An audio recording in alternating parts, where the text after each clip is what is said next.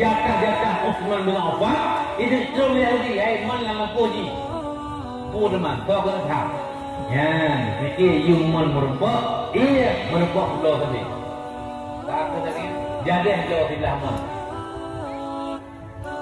cara terus baiklah dari itu dipilih dari akhirnya jatuhlah orang pertama ke Mesir daripada ke Yahudi mengikirum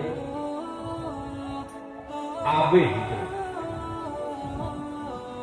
itu belah ngok iu ya kurang belah dengan orang jatah kena sama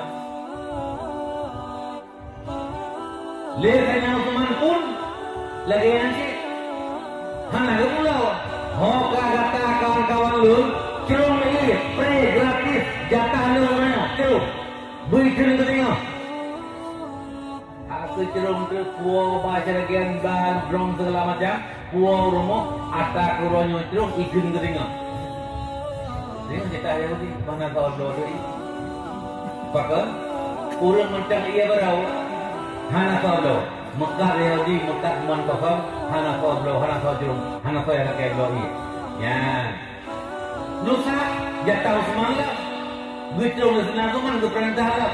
Cerong ia yang berhabis. Mereka keluar.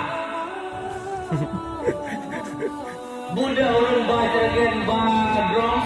Puak ia rumah. Ikan keluar. Uranya ikan keringan. Lusa ke jatah Yahudi lah. Karena kau belah macam dia berapa. Akhirnya ini orang Yahudi kalah politik dagang.